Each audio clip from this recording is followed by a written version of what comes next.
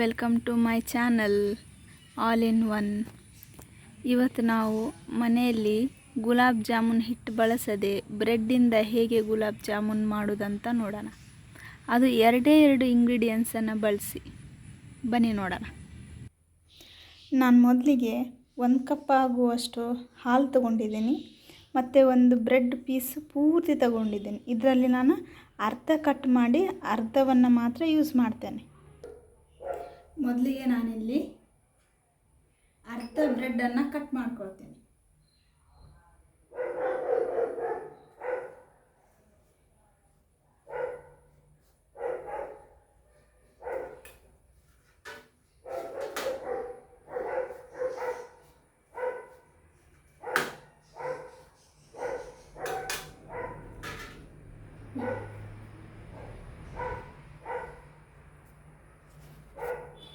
ಈಗ ಬ್ರೆಡ್ಡಿನ ತುದಿ ಇರುತ್ತಲ್ಲ, ಅದು ಪೂರ್ತಿ ತೆಗಿಬೇಕು.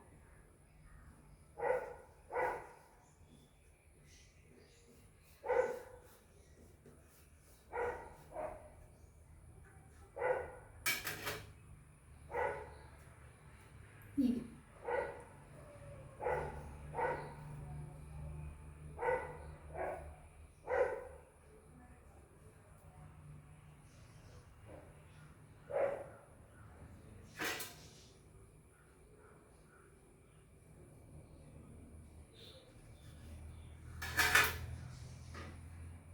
ಹೀಗೆ ತೆಗೆದ್ರೆ ಸಹ ಬರ್ತದೆ.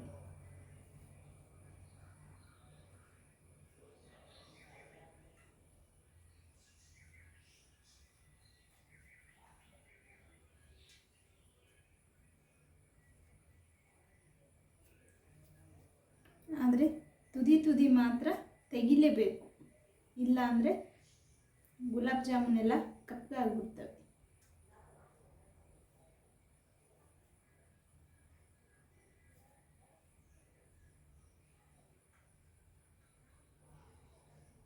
ಕಟ್ ಮಾಡಿಟ್ಕೊಂಡಿರೋದನ್ನು ನೀವು ಕಬಾಬು ಮಾಡಲಿಕ್ಕೆ ಅಥವಾ ಎಗ್ ಫ್ರೈ ಮಾಡಲಿಕ್ಕೆ ಅಥವಾ ಎಗ್ ಲಾಲಿಪಾಪ್ ಮಾಡಲಿಕ್ಕೆ ಯೂಸ್ ಮಾಡ್ಬೋದು.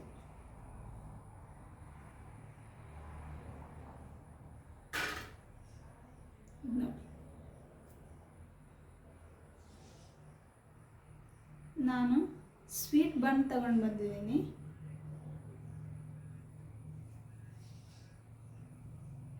ನನಗೆ ಇದು ಕಡಿಮೆ ಅಂತ ಅನಿಸುತ್ತೆ, ಅದಕ್ಕೆ ನಾನು ಇನ್ನು ಸ್ವಲ್ಪ ಬ್ರೆಡ್ ತಗೋತೆ.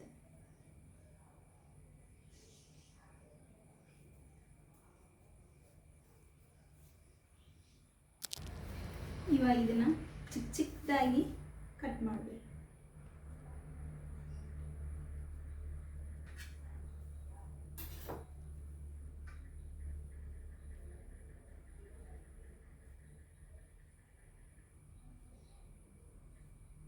ಈ ರೀತಿ ಚಿಕ್ಕದಾಗಿ ಕಟ್ ಮಾಡಬೇಕು.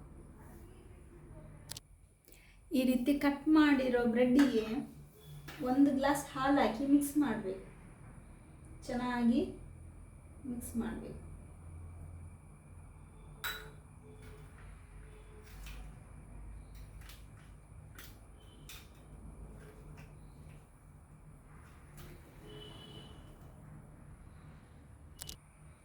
ನೀವು ನಾದಿದಾಗ ಹಿಟ್ಟು ಈ ಹದಕ್ಕೆ ಬರಬೇಕು. ಬ್ರೆಡ್ ಇದೆಯಲ್ಲ, ಈ ಹದಕ್ಕೆ ಬಂದರೆ ನಮಗೆ ಉಂಡೆ ಕಟ್ಟಲಿಕ್ಕೆ ಈಸಿ ಆಗ್ತದೆ.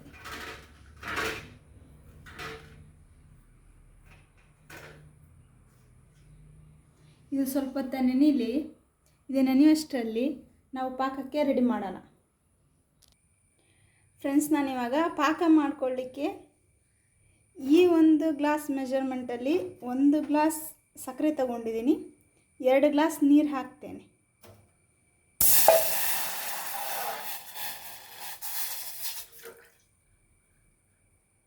ನೋಡಿ ಫ್ರೆಂಡ್ಸ್, 2 ಗ್ಲಾಸ್ ನೀರು ಹಾಕ್ತೇನೆ.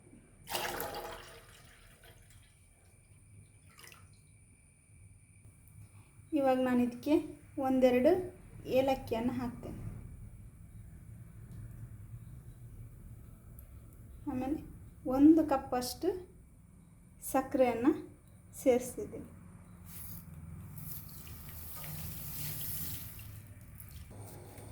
ಫ್ರೆಂಡ್ಸ್, ಇದು ಒಂದು ಸೈಡ್ ಪಾಕ ಕುದಿಯುವಷ್ಟರಲ್ಲಿ ನಾವು ನೆನೆಲಿಕ್ಕೆ ಇಟ್ಟಿದ್ದು ಗುಲಾಬ್ ಜಾಮೂನ್ ಹಿಟ್ಟು ಇಷ್ಟೊತ್ತಿಗಾಗಲೇ ನೆನೆದಿರುತ್ತೆ.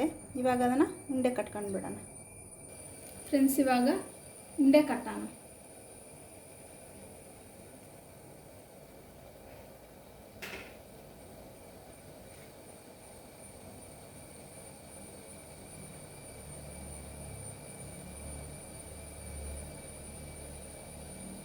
ಫ್ರೆಂಡ್ಸ್, ಈ ಮೆಜರ್ಮೆಂಟಲ್ಲಿ ನಾನು ಉಂಡೆ ಕಟ್ಕೊಂಡಿದ್ದೀನಿ.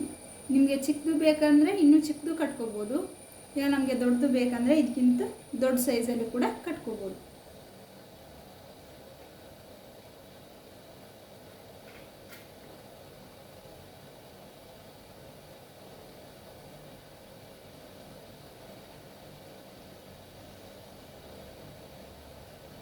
ಹೀಗೆ ಎಲ್ಲ ಉಂಡೆನೂ ಕಟ್ತೇವೆ.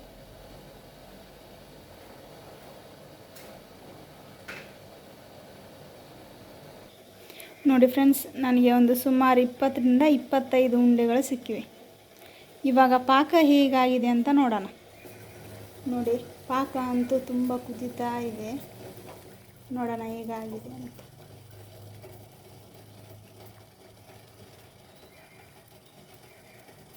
ನಮಗೆ ಇದು ಗಟ್ಟಿಯಾಗಿರೋದು ಬೇಕಿಲ್ಲ. ಸ್ವಲ್ಪ ಸಕ್ಕರೆ ಎಲ್ಲ ಕರಗಿದರೆ ಆಯಿತು, ಸ್ವೀಟಿಗೆ ತಕ್ಕ ಹಾಗೆ. ನೋಡಿ ಫ್ರೆಂಡ್ಸ್, ಇದು ಪಾಕ ಬಂದಿದೆಯಾ ಇಲ್ವಾ ಅಂತ ಹೇಗೆ ನೋಡೋದಂದರೆ, ಈಗ ನಾನು ಒಂದೇ ಲೆವೆಲಲ್ಲಿ ಪಾಕನ ಕೆಳಗಡೆ ಸುರಿತಾ ಇದ್ದೀನಿ.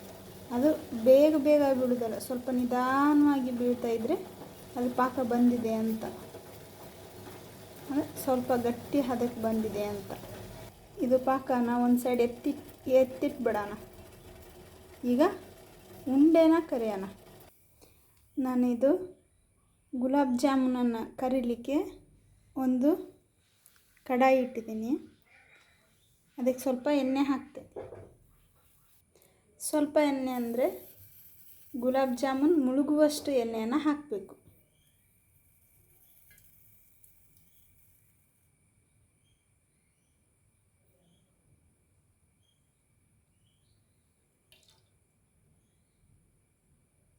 ನಾನು ಇಷ್ಟ ಎಣ್ಣೆಯನ್ನು ಹಾಕಿ ಎಣ್ಣೆನ ಕಾಯಿಸ್ಲಿಕ್ಕೆ ಇಟ್ಟಿದ್ದೇನೆ.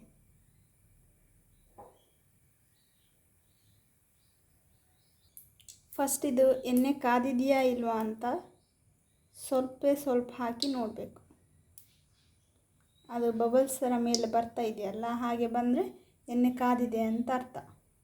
ನಮಗೆ ತುಂಬ ಅತಿಯಾಗಿ ಬಿಸಿ ಬೇಡ, ಹಾಗಂತ ತಣ್ಣಗಿರೋದು ಬೇಡ, ಸ್ವಲ್ಪ ಬಿಸಿ ಆದರೂ ಕೂಡ ಸಾಕು.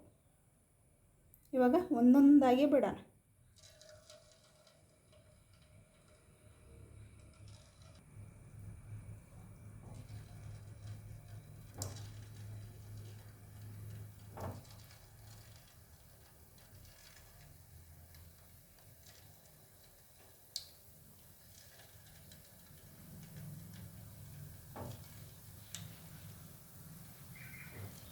ನಾನು ಒಟ್ಟಿಗೆ ಇಲ್ಲಿ ಒಂದು 7-8 ಗುಲಾಬ್ ಜಾಮೂನ್ ಹಾಕಿದ್ದೇನೆ.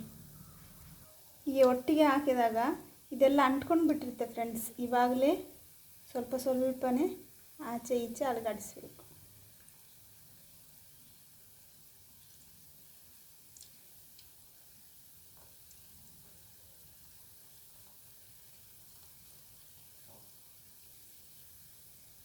ಇದು ಗೋಲ್ಡನ್ ಕಲರ್, ಬ್ರೌನ್ ಕಲರ್ ಬರೋವರೆಗೂ ಬೇಯಿಸಬೇಕು. ಓಕೆ ಫ್ರೆಂಡ್ಸ್, ಇವಾಗಿದು ಗೋಲ್ಡನ್ ಕಲರ್ ಬ್ರೌನ್ ಬಂದಾಗಿದೆ. ಇದನ್ನು ಒಂದು ಪ್ಲೇಟಿಗೆ ಎತ್ತಿಟ್ಕೊಂಡು ಉಳಿದಿರೋ ಉಂಡೆಗಳನ್ನು ಎಣ್ಣೆಗೆ ಹಾಕ್ತೇನೆ. ನೋಡಿ ಫ್ರೆಂಡ್ಸ್, ಇವಾಗಲೇ ನೋಡುವಾಗಲೇ ತಿನ್ನಬೇಕು ಅನ್ನಿಸ್ತಿದೆ. ನೋಡಿ ಫ್ರೆಂಡ್ಸ್, ನಾನು ಎಲ್ಲವನ್ನು ಎಣ್ಣೆಯಲ್ಲಿ ಹಾಕಿ ಬೇಯಿಸಿ ತೆಗೆದಿಟ್ಕೊಂಡಿದ್ದೀನಿ. ಇವಾಗ ಇದನ್ನು ಪಾಕದಲ್ಲಿ ಹಾಕೋಣ. ನೋಡಿ ಫ್ರೆಂಡ್ಸ್, ಇವಾಗ ಪಾಕ ಕೂಡ ಸ್ವಲ್ಪ ತಣ್ಣಗಾಗಿದೆ. ಇವಾಗ ಜಾಮೂನನ್ನು ಇದಕ್ಕೆ ಸೇರಿಸೋಣ.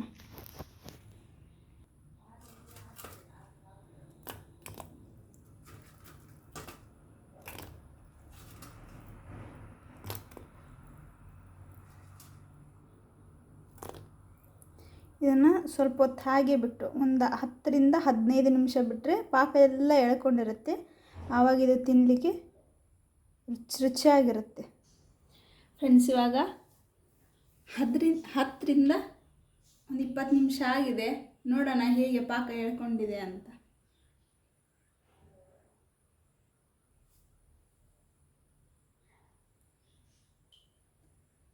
ನೋಡಿ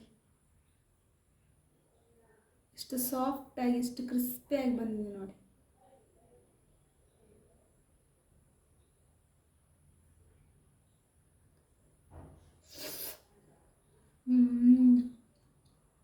ನೀವು ಮನೆಯಲ್ಲಿ ಒಮ್ಮೆ ಟ್ರೈ ಮಾಡಿ ನೋಡಿ ಹೇಗಿತ್ತು ಅಂತ ನನಗೆ ಕಮೆಂಟ್ ಮಾಡಿ. ಅಮೇಝಿಂಗ್, ಬಾಯಲ್ಲಿಟ್ಟರೆ ಕರಗುವಂಥ gulab jamun. Thank you for watching.